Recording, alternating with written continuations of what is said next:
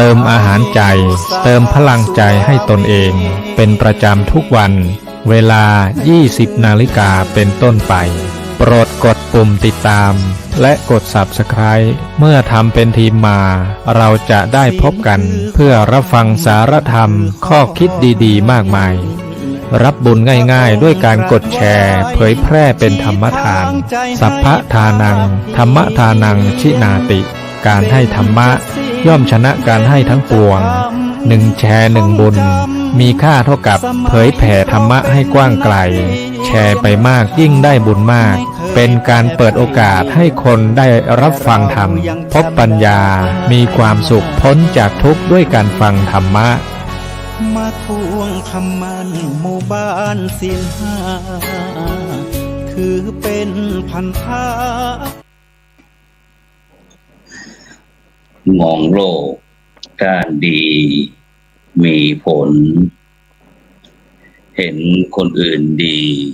มีค่าปลูกใจให้เกิดศรัทธาตั้งหน้าทำดีมีคุณมองโลกด้านร้ายกลายกลับใจรับแต่เรื่องเครื่องคุณเหนื่อยหน่ายเลิกล้างทางบุญชีพวุ่นแท้แน่เอ่ยขอกราบขอธรรมสวัสดีกับบรรดาท่านผู้ฟังแล้วก็ท่านผู้ชมทุกท่านที่กำลังติดตามช่องธรรมะเป็นทีมทีวีออนไลน์กลุ่มพระสงฆ์อุบาสกอุบาสิการ่วมกันเผยแผ่ธรรมะออนไลน์ไลฟ์สดทาง Facebook ทาง YouTube และสถานีวิทยุ FM คลื่น 104.50 เมกะเฮิรตซ์พร้อมทั้งสถานีวิทยุเครือข่ายคลื่นสีขาว8จังหวัดภาคเหนือซึ่งในค่ำคืนนี้ก็เป็นคืนวันอาทิตย์ที่ 9 เดือนมิถุนายนปีพุทธศักราช 2567 ก้าวกับผมมัตตมภาพพระครูโสพลปริยัติก็ได้นำรายการเห็นธรรมเห็นเราเห็นธรรมมาพบกับบรรดาท่านผู้ฟังท่านผู้ชมเป็นประจำทุกคืนวันอาทิตย์เวลาตั้งแต่ 20:00 นเป็นต้นไปจนถึงเวลาประมาณ 3:00 นหรือว่า 20 นาฬิกาจนถึง 21 นาฬิกาพอประมาณซึ่งบรรดาท่านผู้ฟังท่านผู้ชมก็สามารถที่จะให้กำลังใจกับคณะทีมงานก็โดยการกดติดตาม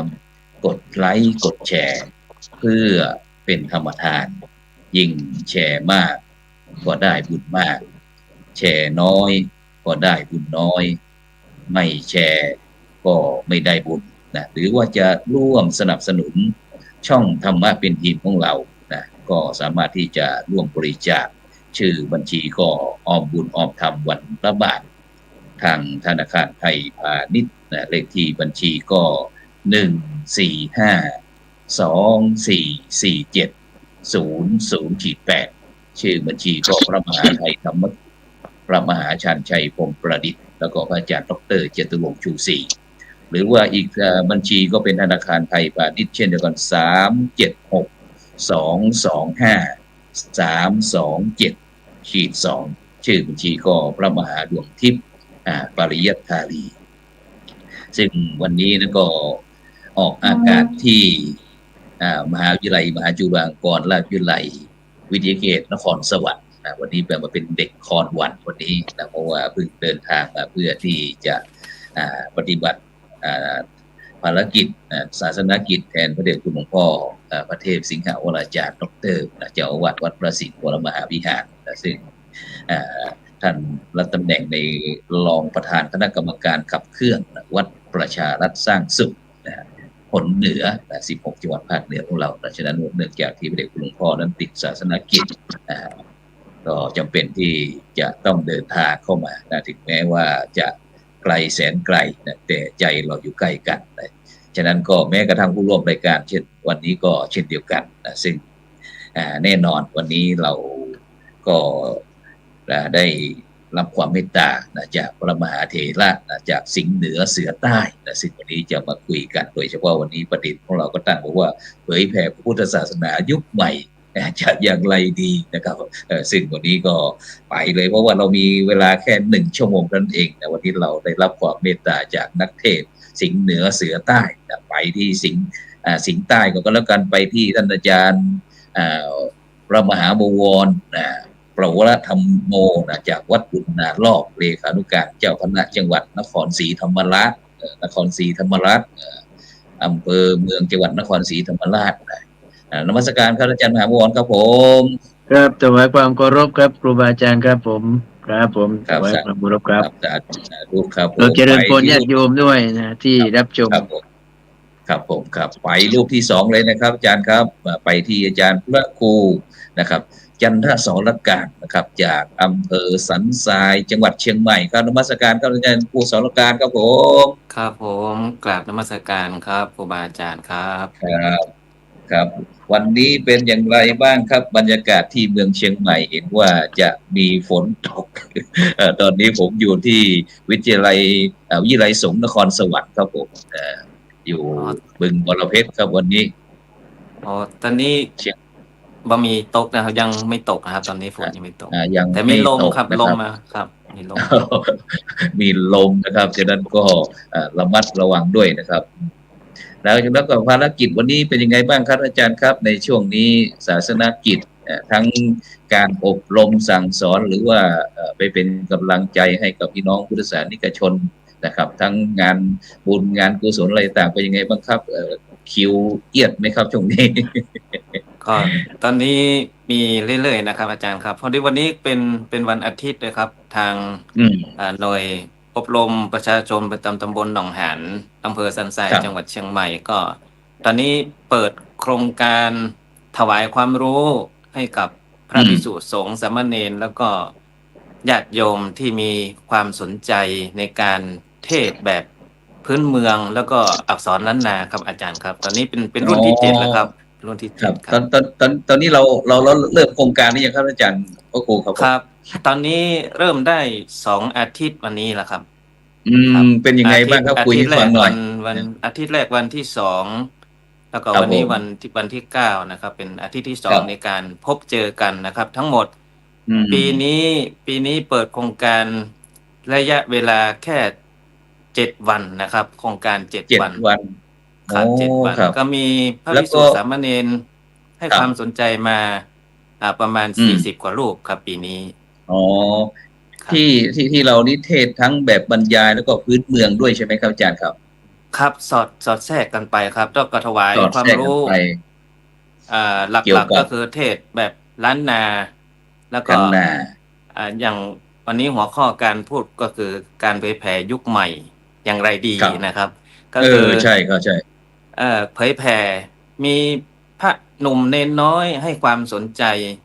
ในการเทศแบบล้านนาเพื่อมาใส่กาบแล้วก็ถ้าจะให้ดีนะเวลาเราเทศแบบพื้นบ้านเสร็จนะก็จะให้มีการอธิบายหรือว่าบรรยายธรรมบรรยายด้วยครับเพื่อให้เยาวชนคนรุ่นใหม่หรือว่าคนรุ่นใหม่ที่ฟังทำล้านนาไม่ค่อยออกเลยก็จะได้เข้าใจด้วยนะครับต้องไปยุคไปตามยุคตามสมัยอาจารย์ครับครับผมกับสาธุครับไปที่อาจารย์พระมหาบวรครับปวรธรรมโมนะครับถวายความเคารพครับครับสาธุครับอาจารย์ครับช่วงนี้เป็นยังไงบ้างครับวันนี้ถึงได้มีโอกาสมีภารกิจให้คิวกับช่องธรรมะเป็นทีมของเราครับวันนี้รู้สึกว่าศาสนกิจเป็นยังไงบ้างในช่วงนี้ครับภารกิจมากทุกวันนะครับผมเป็นยังไงบ้างตอนนี้งานของคณะสงฆ์จังหวัดนครศรีธรรมราชและก็คณะสงฆ์หนใต้ก็มีการจัดอบรมนะครับเจ้าวาดใหม่แล้วก็นักเทศน์นะพร้อมกันทีเดียวนะที่วัดไตรธรรมารามพระรามหลวงจังหวัดสุราษฎร์ธานีก็วันพรุ่งนี้เป็นวันสุดท้ายนะพรุ่งนี้เป็นวันสุดท้ายก็ต้องเดินทางไปอีกนะครับในฐานะที่ทำหน้าที่เลขานุการเจ้าคณะจังหวัดก็ต้องไปให้กำลังใจเพราะวันเปิดนี่ก็ไปแล้วไปแล้วก็ได้อุปถัมภ์ในการจัดอบรมวันพรุ่งนี้ก็ไปให้กำลังใจว่าเพื่อนสาธมิกน้องๆที่อบรมเจ้าวาดใหม่อบรมนักเทศรุ่นใหม่ก็เป็นขวัญกำลังใจครับผม อืมไอจังหวัดสุราษฎร์มาถึงที่ไอนคร กี่กิโลครับกี่หลักห่าง ก็ ไกลกันเยอะไหม เยอะพอสมควรครับนั่งรถก็ประมาณ2 ชั่วโมงอะครับ โอ้2 ชั่วโมง ครับ นี่ 2 ก็ประมาณชั่วโมง 100 กว่ากิโล100 กว่าครับ กิโล ผม ครับอย่างไอผมเมื่อเช้าวันนี้ผมก็ออกจากที่เชียงใหม่มาประมาณบ่ายโมงกว่าๆนะครับ มาถึงนครสวรรค์วิไลสงฆ์นครสวรรค์นี่ก็ประมาณเกือบ2 ทุ่มนะครับประมาณสักทุ่มก็40 นาทีโอ้โหไกลมากๆครับฉะนั้นก็เป็นห่วงเหมือนกันว่าคณะครูบาอาจารย์จะรอผมไหมเนาะนะครับ ครับแล้วก็ภารกิจที่วัดบุญนั้นรอบครับอาจารย์มหาครับผมเป็นยังไงบ้างในช่วงนี้เห็นว่า เป็นกิจกรรมที่ขับเคลื่อนตลอดนะครับนะเพราะว่าเป็นงานที่มันอยู่ในวิถีชีวิตแล้วก็ชีวิตประจำวันของคณะสงฆ์แล้วก็ของญาติโยมนะเพราะว่ามีกิจกรรมตลอดนะครับ ไม่ว่าจะเป็นงานดูแลภิกษุอาพาธฆราวาสที่ป่วย ก็ไม่กี่วันมานี้ก็มีโยมประสานมาจากจังหวัดพัทลุงบอกว่าไงครับไม่สบายพิการซีกหนึ่งแล้วก็อยากจะมาอยู่ที่กุฏิชีวาภิบาลของวัดบุญนารอบก็มีญาติโยมมาส่งจากพัทลุงก็ถือว่าได้สงเคราะห์โยมไปด้วย ไม่ใช่จะพ่อพระอย่างเดียวตอนนี้นะครับกุฏิชีวาภิบาลหรือว่าศูนย์พระกีฬานุปถากนะก็ได้ช่วยเหลือโยมอีกส่วนหนึ่งตอนนี้ก็ที่ขาดแคลนก็คืออุปกรณ์นะครับอุปกรณ์ทางการแพทย์ไม่ว่าจะเป็นเตียงผู้ป่วยถังออกซิเจนพวกนี้นะครับจะขาดแคลนมากเพราะว่าเมื่อโยมรู้ว่าที่วัดมีศูนย์ครุพันธ์ซึ่งเป็นโครงการครุพันธ์ปันสุขก็ใครๆก็เกรงกลางมาว่าที่วัดมีไหมอย่างนั้นอย่างนี้นะครับตอนนี้ก็เผื่อว่าใครได้รับชมรับฟังของพระอาจารย์เนี่ยมีเตียงว่างๆไม่ได้ใช้ก็มามอบมาถวายไว้ที่ศูนย์ก็ได้ จะได้ช่วยญาติโยมครับผมเครื่องออกซิเจนถังออกซิเจนพวกนี้นะครับถือว่าจำเป็นนะครับผมเล็งเห็นว่าลูกหลานเนี่ยเขายังสนใจที่จะดูแลพ่อแม่แต่ถ้าเรามีอุปกรณ์ในการแพทย์ในซัพพอร์ตเขาก็จะเบาแรงในการใช้จ่ายนะครับเราน่าเห็นใจเหมือนกันครับค่าใช้จ่ายสูงครับตอนนี้ญาติโยมนี่ก็ลำบากนะค่าของก็แพงค่าแรงก็ถูกค่าใช้จ่ายก็สูงน่าเห็นใจอะไรที่จะช่วยโยมได้ประหยัดได้ก็ดีนะครับผมว่านะอาจารย์นะครับผมใช่ครับตอนนี้ก็ทั่วทั้งประเทศนะครับไม่ว่าศูนย์พระกีฬานุปถากหรือว่ากุฏิชีวาภิบาลก็ขับเคลื่อนกันนะครับผมเพิ่งไปประชุมนะครับที่สวนโมกกรุงเทพไม่กี่วันที่ผ่านมาเราก็เสวนากันในเรื่องนี้นะครับว่าเราจะทำอย่างไรที่จะให้เป็นประโยชน์สูงสุดที่จะได้ช่วยเหลือญาติโยมช่วยเหลือพระสงฆ์ช่วยเหลือพระอย่างเดียวไม่พอต้องช่วยเหลือโยมด้วยตอนนี้โยมก็ดังที่กล่าวแล้วก็ลำบากนะครับดังนั้นก็เรามาร่วมด้วยช่วยกันครับพระอาจารย์ครับครับแล้วก็เห็นว่ามีโครงการอะไรครับไอ้สังฆะเพื่อสังคมหรือว่าอะไรครับไอ้สังสงเคราะห์อะไรอันนี้ก็ถือว่าเป็นส่วนสำคัญพระอาจารย์ครับเพราะว่าเราเห็นว่าคนรากหญ้าเนี่ยไม่ค่อยมีสวัสดิการแม้จะมีบัตรทองแล้วนะครับบัตรทองก็คือไปโรงพยาบาลแต่ว่าไม่ต้องเสียค่าใช้จ่ายแต่คิดว่าทำยังไงที่เขาไปโรงพยาบาลพอออกจากโรงพยาบาลนี่นอนโรงพยาบาลเสร็จออกมาถึงบ้านถึงเรือนควรจะมีอะไรเป็นสวัสดิการที่จะให้เขาได้มีกำลังใจในซื้ออุปกรณ์ซื้อกับข้าวซื้อไอ้นู้นไอ้นี้เพราะว่าเป็นนอนอยู่หลายวันบางคนนี่นอนอยู่เป็นเดือนครับนอนอยู่5 วัน 7 วันรายได้ก็ไม่มีดังนั้นผมก็ศึกษาในเรื่องของกองบุญสังฆะเพื่อสังคมก็เอามาขับเคลื่อนที่จังหวัดนครศรีธรรมราชและก็เป็นหนึ่งเดียวในประเทศนะครับผมการันตีว่าหนึ่งเดียวในประเทศที่พระบริหารแล้วก็สงเคราะห์ทั้งโยมทั้งพระนะครับ ครับ คือพระนี่บางทีจะพูดง่ายๆว่าชวนก็ยากนะครับอาจารย์ ครับ แต่โยมนี่บอกปุ๊บนี่โยมทำทันทีนะครับนะโยมคนนู้นก็อยากทำโยมคนนี้ก็อยากทำนะอยากขับเคลื่อนกิจกรรมนะครับ แต่พระอาจารย์ก็เห็นกิจกรรมอยู่พอใครป่วยเขาก็จะส่งรูปมาตอนนี้ ครับ นายกป่วยนอนอยู่โรงพยาบาล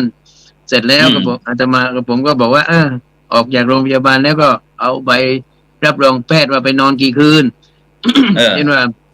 เป็น ครับ สมาชิกปีแรกนะปีแรกก็ถ้าไปนอนโรงพยาบาลเนี่ยก็ได้คืนละ500 บาทนะพอออกมาจากโรงพยาบาลก็ถ้านอนสัก10 คืนนะท่านอาจารย์คูณนี่10 คืนก็5,000นะ 5,000เนี่ย พอออกมาถึงปุ๊บ2-3 วันมีเงิน5,000เป็นไงพระอาจารย์มันอุ่นใจโอ้ค่ากับข้าวเรามีนะ ครับ ลูกหลานไม่อดนะไปโรงเรียนก็ยังพอมีเงินก้อนนี้ได้ช่วยอยู่นะครับ ครับ เนี่ยที่ใครบอกว่าเงินไม่สำคัญเนี่ยผมว่าสมัยนี้นี่สำคัญนะครับ ครับ สำคัญนะอาจารย์นะ แล้วการที่เราจะเข้าเป็นสมาชิกตรงนี้มีวิธีการยังไงครับอาจารย์สมมติว่ามี ก็ บรรดาท่านผู้ฟัง ไม่ว่าจะอยู่ ท่นผู้ช ที่ไหนครับใครที่สนใจก็สมัครสมัคร ม ได้ อยู่ทั่ว หรือว่าประเทศเลยใช่ไหมอยู่ สมั จั คร งหวัดไหนก็ได้ ได้ทั้ง เกี่ย ทั่ว ใช่ไหม ประเทศครับ ผม โอ้ ไม่รับเฉพาะนครปากใต้นะครับ นึกว่า ที่ เป็น ไกล เด็กนคร ที่ตราดก็มีนะครับที่ ครับ จังหวัดตราดที่จังหวัดสมุทรสาครสมุทรปราการ อืม นะครับ แล้วก็ที่กรุงเทพนี่ก็มีญาติโยมสมัครเป็นสมาชิกนะครับ คน ครับ ที่รู้จักผมก็แนะนำแล้วก็บอกว่าก็ได้ทำบุญกันครับ เราไม่ป่วย อืม เพื่อนป่วยเราก็ได้ทำบุญกันนะครับ อืม เราไม่เกิดอุบัติเหตุ แต่เพื่อนเกิดอุบัติเหตุเราก็ได้ทำบุญกันเช่นตอนนี้ เช่นครูบาอาจารย์ท่านมรณภาพ ครับ ท่านป่วยแล้วท่านพระครูกาแก้ว เป็นที่ปรึกษาเจ้าคณะอำเภอเมืองท่าน ครับ ป่วยนอนโรงพยาบาล3 คืน ท่านเป็นสมาชิก อืม ปีที่3 คืน แล้วก็ให้สวัสดิการคืนละ 1,000 บาท 3 คืนก็ โอ้ 3,000 บาทนะครับ ครับ แล้วก็มรณภาพในกรณีเป็นสมาชิกปีที่1ถึงปีที่4ก็มอบสวัสดิการ 10,000 บาทนะครับนะ อืม อีกส่วนหนึ่งไม่ใช่เท่านั้นนะครับอาจารย์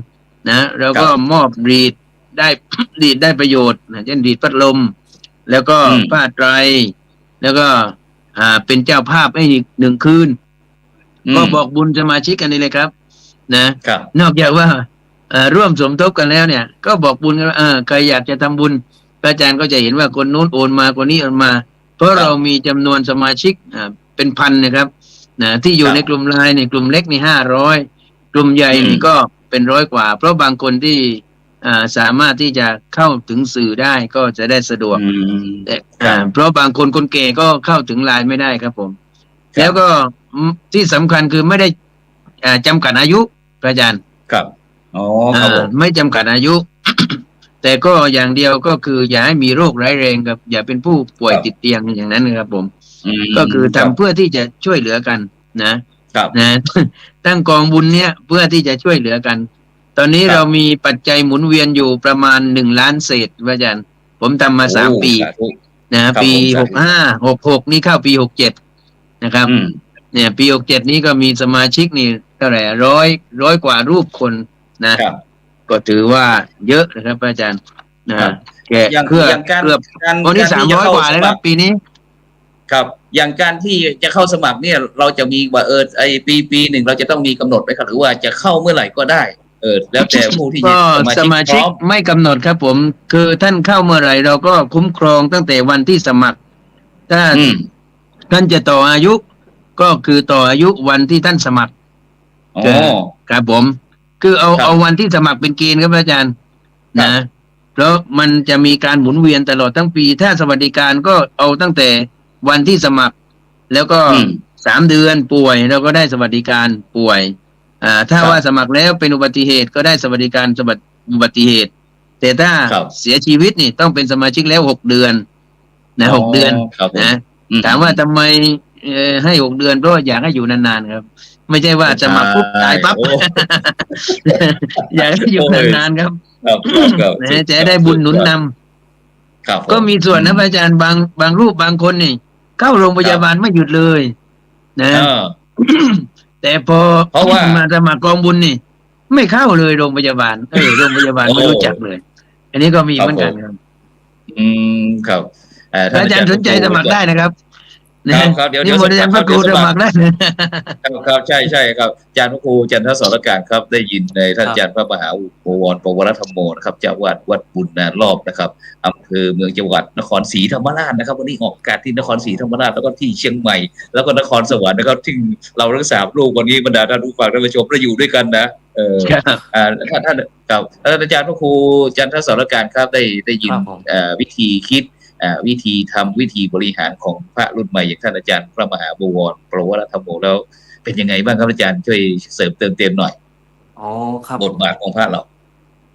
เป็นที่น่าอนุโมทนานะครับอนุโมทนาบุญกุศลครับกับท่านอาจารย์นะครับเป็นแนวทางที่ดีมากแล้วก็ท่านบอกว่าเป็นที่แรกนะครับขอคงจะเป็นที่เป็นแนวทางให้กับอีกหลายๆอำเภอหลายๆจังหวัดที่อาจจะนำไปประยุกต์ใช้ในท้องถิ่นนะครับนี่เป็นสิ่งที่ดีมากๆแล้วก็ช่วยโยมด้วยช่วยพระด้วยนะครับทางอำเภอสันทรายของเราก็มีนะครับแต่ว่าอยู่ในยังไงบ้างครับอยู่ในระดับอำเภอนะครับที่ว่ามีการเยี่ยม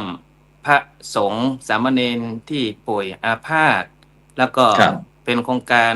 ของอำเภอเราเนี่ยนะครับอำเภอสันทรายจังหวัดเชียงใหม่ไปเยี่ยมพระอาพาธแล้วก็มี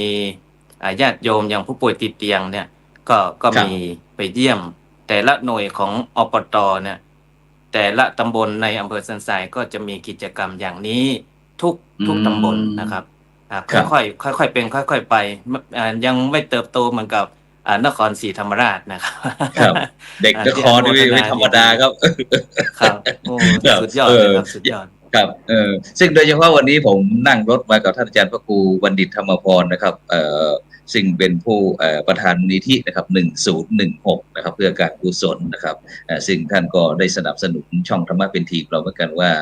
โดยเฉพาะได้ถวายปัจจัยเมื่อวานก็ 17,840 บาทแล้วท่านอาจารย์มหาวรครับตอนนี้เรามีสปอนเซอร์แล้วนะครับเรามีผู้สนับสนุนแบบเป็นทางการก็คือมูลนิธิ1016เพื่อการกุศลนะครับฉะนั้นก็บรรดาท่านผู้ฟังท่านผู้ชมก็สามารถที่จะร่วมอย่างที่ออมบุญออมทำวันละบาทก็ได้นะหรือว่าอยากแต่ถ้าได้ติดตามเราก็ช่วยกันแชร์ได้กดติดตามด้วยนะเพื่อที่การบริหารจัดการของเราก็จะได้ให้มันบรรลุวัตถุประสงค์ของการตั้งช่องทีวีออนไลน์เพื่อที่จะเป็นสื่อสีขาวให้กับบรรดาท่านผู้ฟังท่านผู้ชมเพราะว่าเราติดตามสื่อต่างๆท่านอาจารย์เนาะคนนั้นชอบบ้างคนนี้ชังบ้างเดี๋ยวไม่รักไม่ชอบอะไรจีปะทะที่เกิดขึ้นแต่เราได้เป็นสื่อสีขาวเพื่อที่จะสมานสังคมชุมชนประเทศชาติให้เป็นน้ำหนึ่งใจเดียวกันฉะนั้นเราก็จะพยายามที่จะเอานิมนต์พระมหาเถระที่ได้เป็นขวัญกำลังใจเป็นอย่างที่ท่านอาจารย์มหาบวรได้พูดเอามาให้กับบรรดาท่านผู้ฟังท่านผู้ชมได้ติดตามเพื่อที่จะเป็นสิ่งอันละน้อยที่เราได้คุยเมื่อกี้ก็บอกว่าเนี่ยคุยบอกว่าที่วัดบุญนารอบนครศรีธรรมราชเนี่ยท่านอาจารย์ได้ทำแบบนี้นะซึ่งอาจารย์พระครูประดิษฐ์ธรรมพรซึ่งก็เป็นฝ่ายสงเคราะห์จังหวัดเชียงใหม่เช่นเดียวกันนะครับซึ่งก็เกี่ยวกับอย่างหมู่บ้านรักษาศีล 5อย่างปีที่แล้วเนี่ยเราท่านบริจาควัวให้กับพี่น้องหมู่บ้านรักษาศีล 5ต้นแบบเนี่ยหมู่บ้านละ2ตัวปีนี้ก็บอกว่า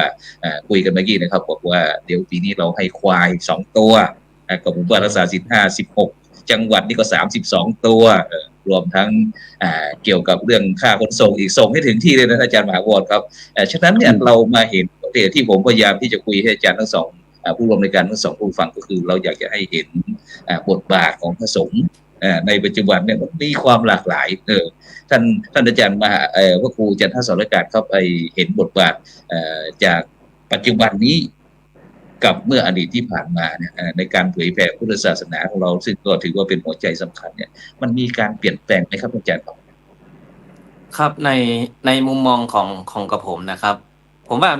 มีการเปลี่ยนแปลงไปมากนะครับเพราะว่าอีกทั้งพระสงฆ์องค์สามเณรยุคปัจจุบันเนี่ยมีภูมิความรู้มากขึ้นจากเดิมนะครับในอดีตแล้วก็ในอดีตเนี่ยอาจจะเป็นการอยู่ในส่วนของการรับจะมากกว่าไม่ได้เป็นการที่จะ เข้าไปในชุมชนหรือว่าเข้าไปในโรงเรียนเพื่อไปเผยแผ่ธรร อื มะ ม อยู่แต่ ครับ ตั้งรับอยู่ที่วัดในอดีตนะครับ แต่ปัจจุบันนี้ ครับ เนี่ยพระสงฆ์องค์สามเณรมีภูมิปัญญา แล้วก็มีภูมิความรู้มากขึ้นจากแต่ก่อน แล้วก็ อืม การเผยแผ่ธรรมะนำธรรมะเข้าไปในโรงเรียนเข้าไปในสถานราชการเป็น ครับ เป็นการบุกเข้าไปไม่ได้ตั้งรับอย่างเดียวแล้วนะครับเพราะฉะนั้น ครับผม ถึงเลยมีการแตกต่างกันระหว่างในอดีตกับยุคปัจจุบันโครงการ ครับ หลาย ๆ โครงการของคณะสงฆ์อย่างในอำเภอสันทรายวันนี้ก็จะมีพระวิทยากรท่านก็จะไปศึกษาหาวิชาความรู้เพิ่มเติมในเรื่องการเป็นวิทยากรที่จะไปอบรมเยาวชนตอนนี้ ครับ เราจะมาอยู่ที่วัดรอผู้เฒ่าผู้แก่มาแล้วก็สอนธรรมะ อืม เหมือนแต่ก่อนเนี่ยไม่ได้ละ ไม่ ก็ ได้ เลยต้อง ใช่ไห มีการครับต้องมีการนำธรรมะเนี่ยไปถึงที่ไปถึงที่โรงเรียนสถานที่ราชการองค์กรต่าง อืม ๆ ก็จะนิมนต์พระไปให้โอวาทไปให้ธรรมะ เป็นเหมือนกับรายการพบพระพบธรรมเนี่ยพบพระแล้วก็พบธรรมด้วย ครับ นี่ครับแตกต่างกัน ครับ มากนะครับ แตกต่างกันมาก แตกต่างนะครับอืม ครับแตกต่าง ครับ ครับผม ครับผม ไปที่ท่านอาจารย์มหาโมวรบ้างครับ ช่วยเสริมเติมเต็มท่านอาจารย์พระครูจันทสรการว่าบทบาทนี้ที่พระอาจารย์นี้เป็นพระทางภาคเหนือนะครับ แต่ทีนี้ทางภาคใต้ครับมีการเปลี่ยนแปลงอะไรบ้างไหมครับ หรือว่าเหมือนเดิม หรือว่ามันฉีกแนวไปเลยอย่างนี้ครับท่านอาจารย์ครับ ก็ดูสภาพโดยรวมแล้วนี่ปัจจุบันนี่พระที่มา ครับ บริหารนี่เป็นเจ้าวาดเป็นสมภารนี่จะเป็นพระหนุ่มมากครับผม แล้วก็มีความรู้นะอย่างน้อยก็ถ้าเป็นนิสิตมหาวิทยาลัยมหาจุฬาลงกรณราชวิทยาลัยก็ปริญญาตรีครับ อืม แต่มหามกุฏ ครับ ก็ปริญญาตรีก็คือปัจจุบันเนี่ยจะเห็นได้ว่าพระภิกษุที่บวชแล้วเนี่ยศึกษา ครับ ทั้งพระปริยัติธรรมปเนกธรรมบาลี จนกระทั่งปริญญามันจบแล้วเนี่ยก็คิดจะอยู่ใน ครับ พระพุทธศาสนา แล้วก็ที่สำคัญก็คือกลับมาช่วยบ้านเกิดนะครับ กลับมาช่วยบ้านเกิดเมืองนอนเพื่อที่จะทำงานตอบแทนคุณแผ่นดิน เหมือนอดีต ครับ ประธานองคมนตรีท่านกล่าวเอาไว้เกิดมาแล้วต้องตอบแทนคุณแผ่นดินก็ ผมเองก็ไปเรียนภาคกลางมาไปเรียนกรุงเทพมาเป็นเด็กเทศเหมือนกันเนี่ย ไปเรียนกรุงเทพมาก็ถึงเวลาก็กลับบ้านกลับเรือน โอ้ ผมอยากจะให้พระที่ไปศึกษาแล้วนี่กลับมา ครับ กลับมาบ้านเรากลับมาพัฒนาได้ ครับ เอาแนวคิดแนวการศึกษาแล้วก็มาพัฒนาที่เรียกว่ามันไม่ผิดทำนองครองธรรมหรือว่าไม่นอกพระธรรมวินัยก็คืออะไรที่จะสงเคราะห์ได้นี่ก็ถือว่าเป็นส่วนสำคัญเพราะว่าญาติโยมก็เห็นว่าพระนี่สร้างความเชื่อถือได้สร้างความเชื่อมั่นนะครับสร้างความเชื่อมั่นเหมือนที่กับผมตั้งกองบุญเนี่ยโยมก็กังวลเหมือนกันแต่ท่านจะเอาตังไหนมาไปให้สวัสดิการเขาให้ตังเยอะท่านจะเอาตังไหนมาผมก็ปรารภว่าคนไม่ได้ป่วยพร้อมกันไม่ได้เสียชีวิตพร้อมกันมันคงจะไม่เกิดเหตุอย่างนั้นนะครับดังนั้นก็จึงได้เห็นว่ามันมีความเข้มแข็งจนกระทั่งว่าเราขยายเพิ่มมากขึ้นแล้วก็ต้อนรับทุกคนที่จะเข้ามาเพื่อที่จะช่วยเหลือกัน แล้วก็งานต่างๆตอนนี้ประดังเข้ามาเยอะนะครับหมู่บ้านยั่งยืนวัดประชารัฐสร้างสุขหมู่บ้านรักษาศีล 5รักษาศีล 5 ชุมชนคุณธรรมโอ้เยอะแยะตาเป๊ะเลยครับ ชุมชนคุณธรรม เข้ามาวัดมาวา ไทย นั่นก็โอ้พระอาจารย์เนี่ยถ้าว่าเป็นเลขาหรือเป็นเจ้าคณะในตอนนี้เห็นงานนี่ตึ้มเลยครับกระทรวงมหาดไทยก็ถวายมาเยอะ ถวายงานนะครับถวายงานมาเยอะดังนั้นก็ผมว่าพระเนี่ยเป็นศูนย์รวมเป็นศูนย์กลางก็ได้มีโอกาสได้ช่วยเหลือโยมก็ถ้าช่วยแล้วที่สำคัญคือผมมีคาถานะอาจารย์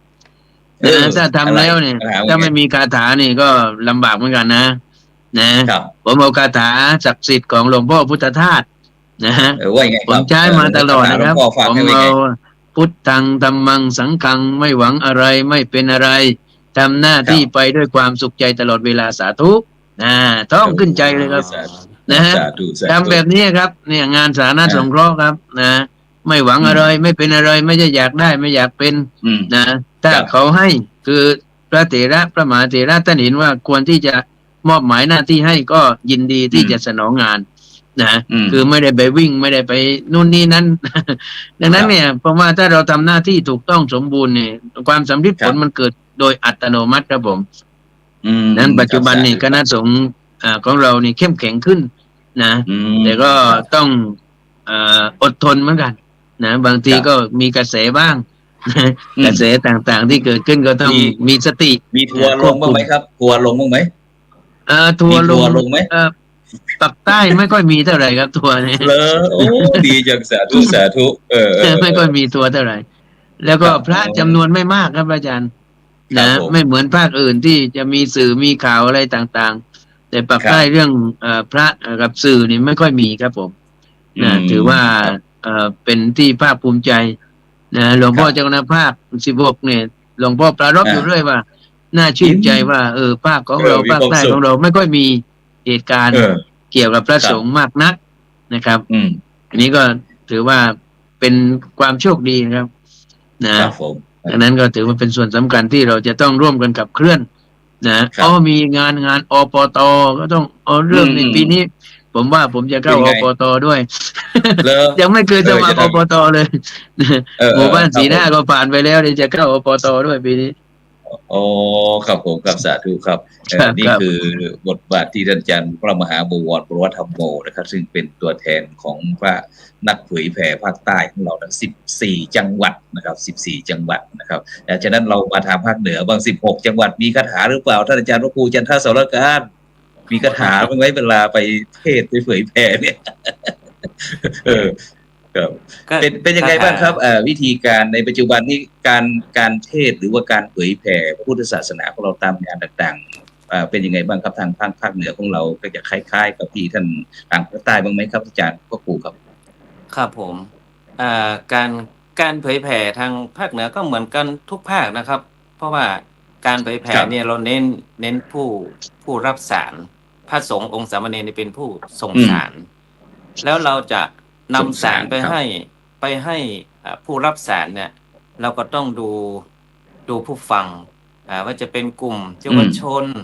กลุ่มทำงานหรือว่ากลุ่มผู้เฒ่าผู้แก่ แต่ ครับ จุดเริ่มต้นของการเผยแผ่ธรรมะของพุทธศาสนาของเราเนี่ยครูบาอาจารย์ท่านบอก ครั ไว้ บ ว่า การนุ่งห่มของพระองค์เทศก็ถือว่าเป็นการเผยแผ่ เวลาเราเดินไปเนี่ย ถ้าญาติโยมเห็นบุคลิก หรือว่า จริยวัตรของพระสงฆ์องค์สามเณรเนี่ยเป็นการเผยแผ่ ครับ ทำให้เกิดศรัทธาเกิดขึ้นทั้งที่ยังไม่ได้เทศน์แต่เพราะฉะนั้น ใช่ การเผยแผ่ธรรมะหรือว่าทำศรัทธาให้เกิดขึ้นเนี่ย ก็อยู่ที่ ครับ จริยวัตรของพระสงฆ์องค์สามเณรด้วยเหมือนกันนะครับว่า ครับ ตอนเช้าทำวัดสวดมนต์ตอนเย็นทำวัดสวดมนต์ปฏิบัติปัดปูวัดวาอารามกระหนังกลางควงกวาดลาน ครับ วัดทำเอากิจวัตรของ ครับ ตนเองไม่ให้ขาดตกบกพร่อง มี ครับ คลิปของครูบาอาจารย์ท่านหนึ่งผมจำไม่ได้นะท่าน ครับผม ไม่ได้ขออะไรมาก ขอพระสงฆ์องค์เนรเราเนี่ย ให้ ทำวัดสวดมนต์ให้ญาติโยมได้ยินบ้างครับ ถ้าคนเมืองเป็นว่าเลี้ยงไก่ก็มีเสียงขันถ้าเลี้ยงไก่ไม่มีเสียงขันเนี่ยเขาก็จะเอาไปทำอาหารเลยเพราะฉะนั้น การที่จะเลี้ยงไก่ให้มีเสียงขันเนี่ยยังเป็นกรรมโบราณเป็น ครับ ภาษิตนะครับแล้วก็ ครับ การเผยแผ่อย่างตะกี้ได้ยินท่านอาจารย์ท่านพระมหาบวรครูบาอาจารย์ท่านเอ่ยมา ครับ คำหนึ่งว่ามีจิตสำนึกที่จะกลับไปบ้านเกิดทางภาคเหนือของเราก็มีโครงการของวัดศรีโสดาใช่ไหมอาจารย์ครับ พระธรรมจาริกใช่ไหมครับ ครับ พระธรรมจาริกนี่ก็คือ พระสงฆ์องค์สามเณรที่เป็นชาว ครับ พื้นบ้าน ชาวพื้นเมืองที่ชาวท้องถิ่น ไม่ว่าจะเป็นชาติพันธุ์ใดๆก็ตาม เมื่อเข้ามาบวชแล้วศึกษาหลักธรรมวินัยแล้วนำไปเผยแผ่ให้กับที่บ้านโดยใช้ภาษาท้องถิ่นของตัวเองเข้ากับชาวบ้านได้ง่ายเพราะว่าชาวบ้านนี่สนิทใจมากกว่าคนที่อื่นอันนี้ก็เป็นส่วนหนึ่งที่ทำให้เกิดผลสำเร็จในการเผยแผ่ธรรมะเหมือนกันนะครับครับผมอย่างที่วัดวิเวกวนารามของเราอาจารย์ก็มานะครับตอนนั้นที่เปิดโพธิยาลัยใช่ไหมครับอาจารย์ครับศูนย์การเรียนโพธิยาลัยครับผมก็ไปเพราะว่านั่นก็เป็นยังไงบ้างครับนำเด็กก่อนเกณฑ์หรือว่าอยู่ในวัยเรียนที่ขาดโอกาสนำมาบวชก็ได้ทั้งเด็กเยาวชนได้ทั้งพ่อทั้งแม่ผู้ปกครองมาจากเดิมที่อยู่บนดอยอาจจะเป็นศาสนาอื่นเมื่อนำลูกมีพระสงฆ์องค์สามเณรรุ่นพี่ไปแนะแนวให้กับน้องๆลูกหลานของผู้ปกครองก็นำมาอยู่วัดมาบวชมาศึกษาหลักธรรมวินัยก็ได้ทั้งสองต่อคือได้ทั้งเด็กด้วยแล้วก็ได้ทั้งผู้ปกครองด้วยนะครับในการเผยแผ่ธรรมะอันนี้ถือว่าเป็นโครงการที่ดีแล้วก็โพธิยาลัยที่อาจารย์มาวันนั้นนะครับแล้วก็ส่วนของพระสงฆ์องค์สามเณรหรือว่าคณะสงฆ์ที่ให้การสนับสนุนไม่ว่าจะเป็นเวลามีบิณฑบาตทางเหนือเรานี่วันเป็งปุ๊ดนะครับใส่บาตรพระอุปคุตใส่บาตรโอกาสต่างๆเนี่ยเป็นข้าวสารอาหารแห้งก็สามารถที่จะนำมาบริจาคหรือว่ามาช่วยเหลือให้กับน้องๆเยาวชนเด็กๆได้กินขนมเพราะว่าเราอ่อนหันตะกำเป้าเราเขาก็ก้อยจุกันอยู่ไปจุกันอยู่ไปนะครับนี่ก็ถือว่าเป็นการเผยแพร่ที่ดีนะครับเพราะว่าเขามองการระยะยาวหลวงพ่อรองเจ้าคณะอำเภอสันทรายวัดสันทรายมูลท่านเคยไว้ว่าเราจะมายึดแต่ผู้เฒ่าผู้แก่หรือว่าคนที่มาวัดอย่างเดียวไม่ได้ละเพราะว่าอายุสังขารก็ผ่านไปตามกาลเวลาถ้าคนรุ่นเก่าเนี่ยล้มหายตายจากไปเนี่ยแล้วใครจะมาเข้าวัดต่อเพราะฉะนั้นการเอาธรรมะหรือว่าดึงเยาวชนเข้ามาวัดเนี่ยเป็นสิ่งที่ดีเพราะว่าเป็นการวางรากวางฐานไว้จากสมมุติว่า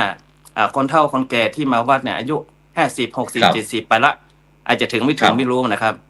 แต่ว่าเราสามารถที่เอาเยาวชนเข้ามาวัดหรือว่านำธรรมะไปเผยแผ่ให้กับเยาวชนได้ปูพื้นตั้งแต่ป.1 ไปอย่างเงี้ยอายุ 7-8 ขวบไปจนถึงจบป.6 12 ขวบต่อมัธยมไปอีกคนที่เข้ามาวัดเนี่ยมันก็จะเริ่มเยอะขึ้น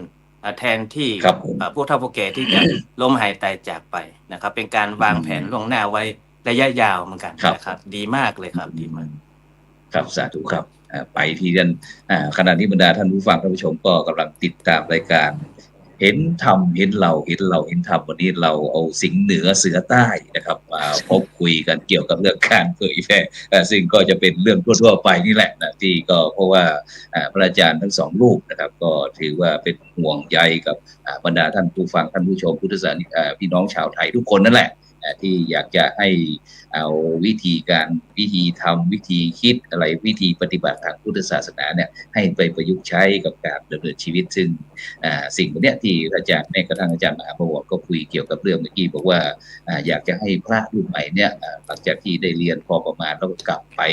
รับใช้บ้านเกิดเมืองนอนทุกตนเองก็คือโครงการสำนึกรักบ้านเกิดซึ่งทางคณะสงฆ์ไทยเราก็พยายามที่จะให้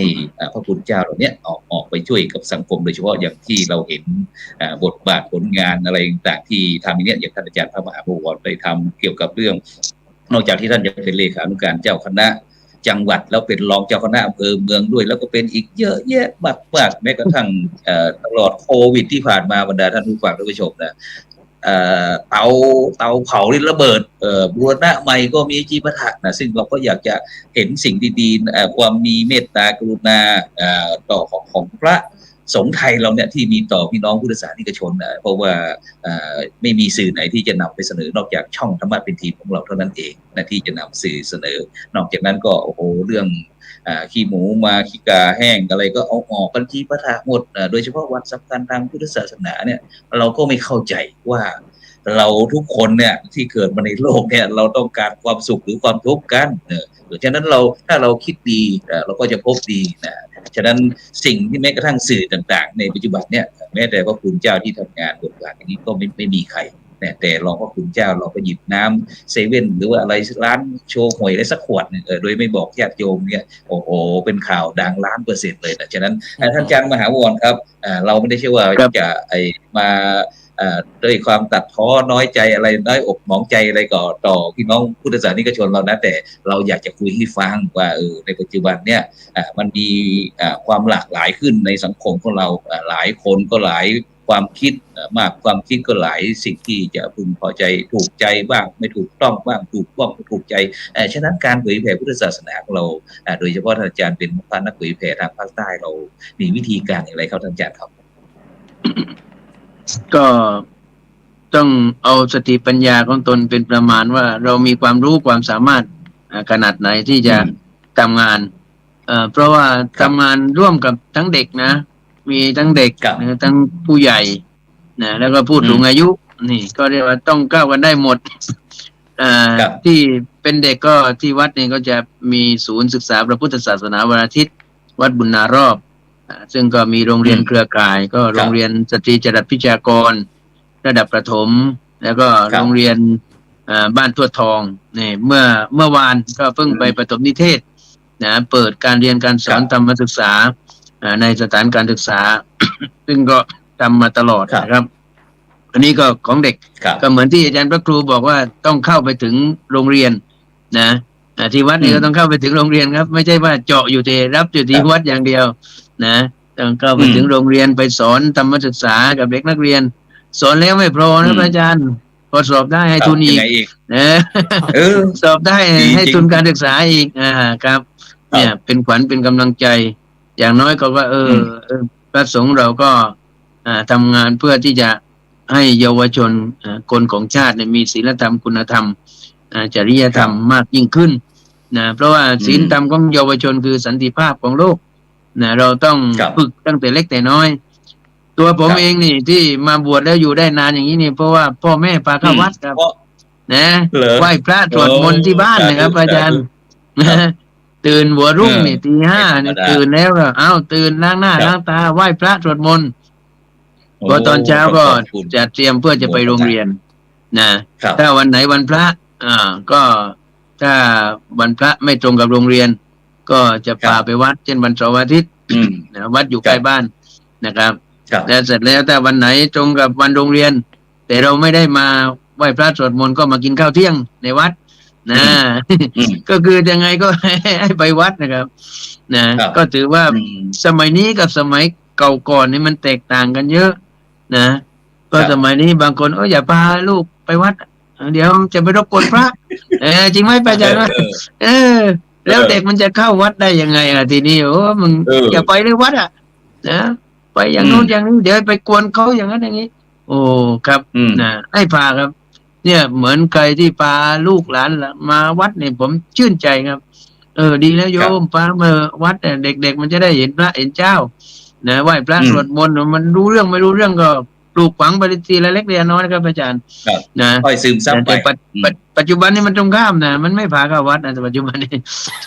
มันพาออกนอกวัดนะครับผม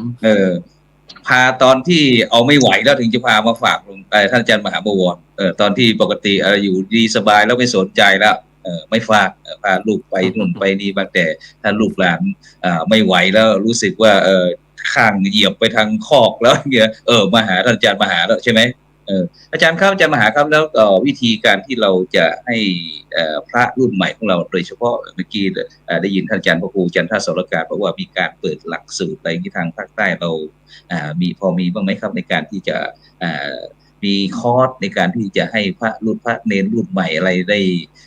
มีการมาฝึกหัดได้เล่าเรียนกับคณะครูบาอาจารย์อย่างนักเทศน์ชื่อดังอย่างนั้นอย่างนี้เหมือนกับที่พระเดชคุณหลวงพ่อเจ้าคุณพระพรหมบัณฑิตวัดประยูรวงศาวาสในกรุงเทพมหานครที่ทำไปว่าธรรมาสน์หลวงเนี่ยอาจารย์ครับที่มีการอบรมพระนักเทศน์เนี่ยอาจารย์ครับ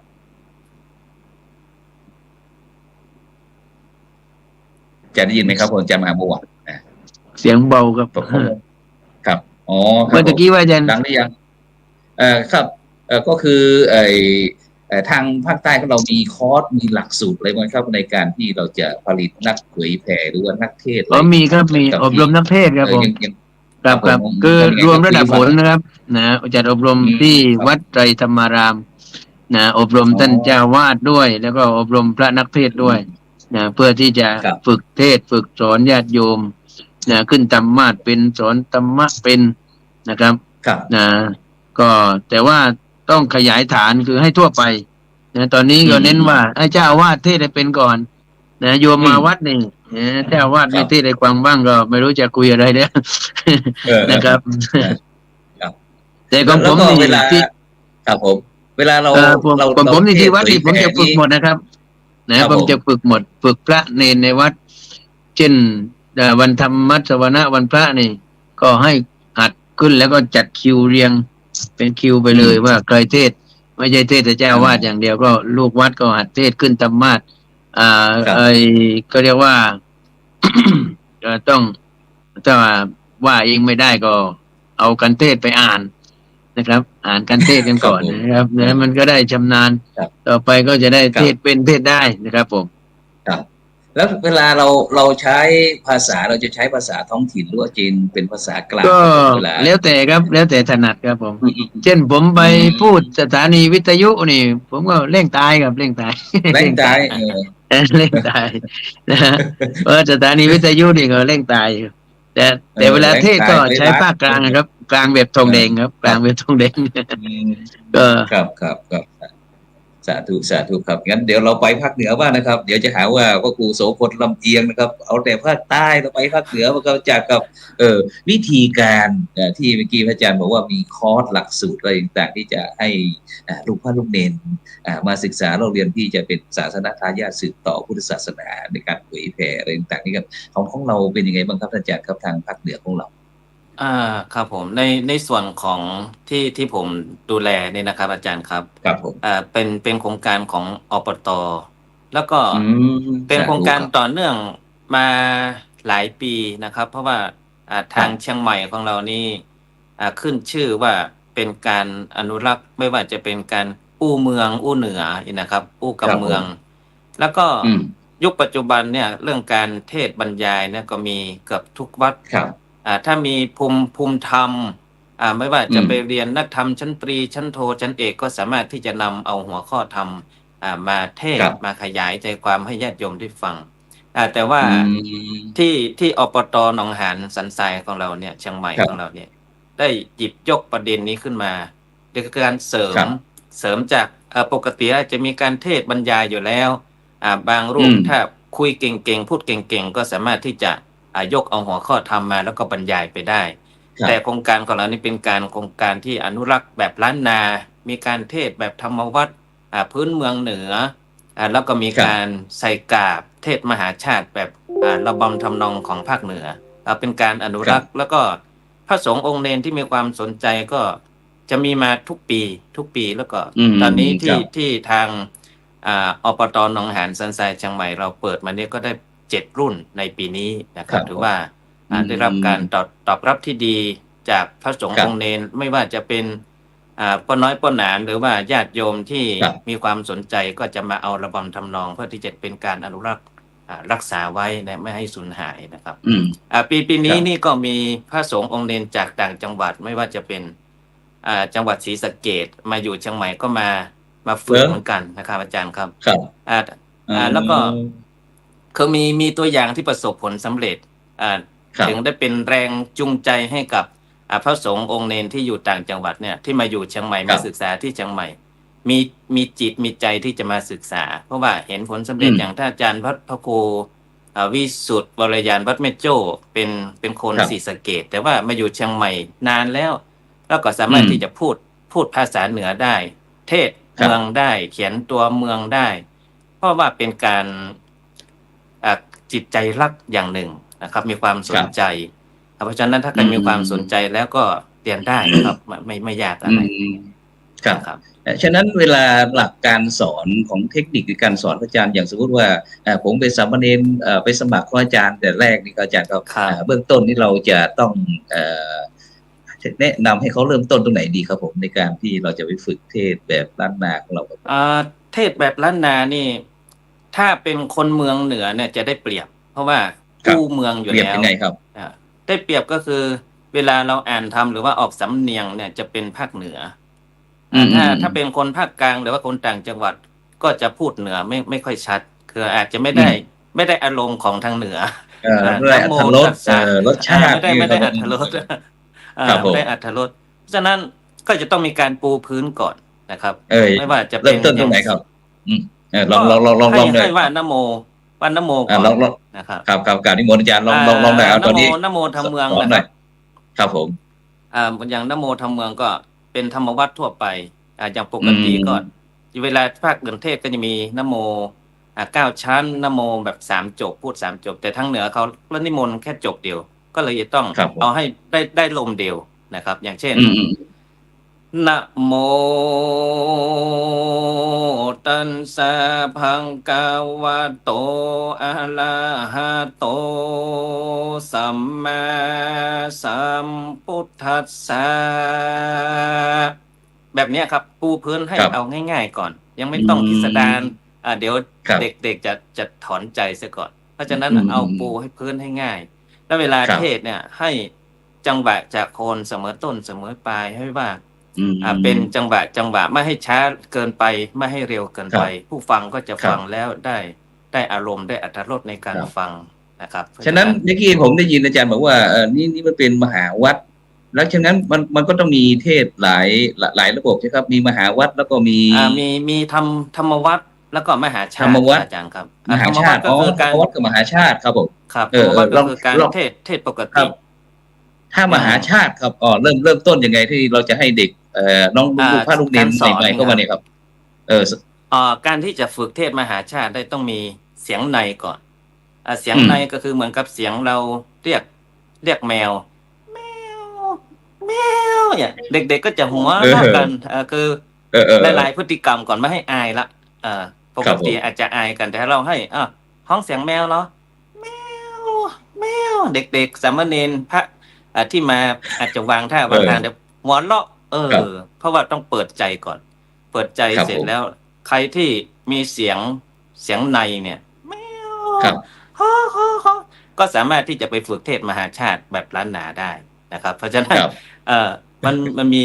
สี่จังหวะนะครับในการใส่กาบเทศมหาชาติเนี่ยคือการขึ้นการลงเหินสูงเหินต่ำเนี่ยมีอยู่4 จังหวะ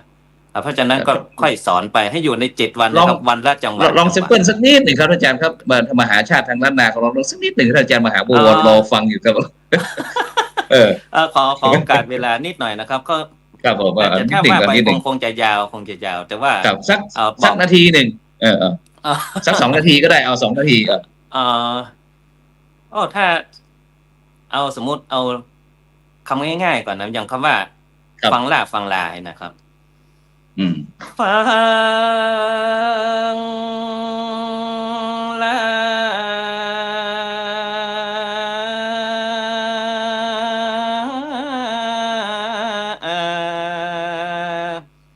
ฟ้า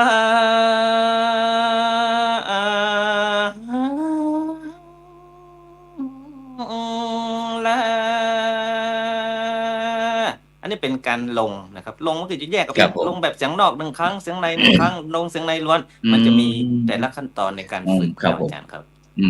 ครับต้องใช้เวลาบรรดาท่านผู้ฟังวันนี้เพราะว่าเรามีเวลาแค่ชั่วโมงเดียวก็เลยแซมเปิลให้ก่อนเนี่ยที่ต่อไปที่ก่อนอาจารย์ว่าต่อไปต้องนิมนต์มาเทศให้เป็นยาวๆไปเลยใช่อาจารย์เขาใช่ครับซึ่งเราก็จะกราบนิมนต์ทั้งภาคเหนือภาคใต้ภาคกลางภาคอีสานอะไรต่างๆครับอาจารย์มหาบุญครับมาแบบนี้นะครับอาจารย์ครับ วันนี้เวลาเราเหลือแค่2 นาทีเองนะครับแล้วก็ซึ่งเราอยากจะได้ถามความเห็นของท่านอาจารย์มหาบุวรว่าเราได้ยินเราเป็นภาคใต้คนใต้แรงใต้นี่นะแต่ได้ยินเหนือเราพอจะรู้เรื่องบ้างไหมครับอาจารย์หรือว่ามันมีอะไรที่พอฟังรู้เรื่องครับพอฟังรู้เรื่องครับแต่ว่าตอนนี้ยังพูดกลางกันอยู่ยังไม่ได้อู้กับเมืองอ๋อปกติแล้วอยากจะให้อู้กับเมืองเลยอาจารย์พระครูว่าคนฟังเยอะต้องพูดภาษากลางครับใช่ไม่เร่งตายเธอเร่งตายงั้นเอาอาจารย์แรงตายเชิญชวนบรรดาท่านผู้ฟังท่านผู้ชมคอยติดตามกับรายการช่องธรรมะเป็นทีมเราหน่อยเดี๋ยวเราจะให้ทางภาคเหนือเชิญชวนเหมือนกันครับรูปละ1 นาทีที่บนท่านอาจารย์มหาบุวรเชิญชวนก็เจริญพรนะญาติโยมนะที่เปิดรายการธรรมะเป็นทีมนะตั้งปากเหนือปากใต้ปากอีสานแล้วก็ปากกลางทุกปากเลยนะที่กว้างอยู่เนี่ยก็อยากจะให้เราเข้ามารับฟังกิจกรรมดีๆที่คณะสงฆ์ได้ทำนะถูกปากส่วนนะท่านอาจารย์พระครูเนี่ยท่านเป็นปราที่มีวิสัยทัศน์และก็จำนาญในเรื่องเทคโนโลยีก็อยากจะเปิดเผยกิจกรรมว่าพระนี่ทำไรมั่งนะไม่ใช่ว่าอยู่เปล่าๆนะทำไรที่ว่าเป็นประโยชน์กับญาติโยมโดยเฉพาะอย่างยิ่งในการเผยแพร่พระพุทธศาสนาในเรื่องของการช่วยเหลือญาติโยมช่วยเหลือสังคมนะนั่นก็ถือว่าเป็นเรื่องสำคัญกว่ากันเลยนะอย่าลืมนะช่วยกันแชร์นะหรือว่าอย่าลืมแต่ว่าอยากอุปถัมภ์ก็บริจาคได้นะบริจาคได้ตามกำลังศรัทธาเพื่อที่จะให้รายการนี้ขับเคลื่อนไปได้ตลอดนะครับนะก็เจริญพรครับสาธุฟังรู้เรื่องไหมฟังรู้เรื่องเปล่า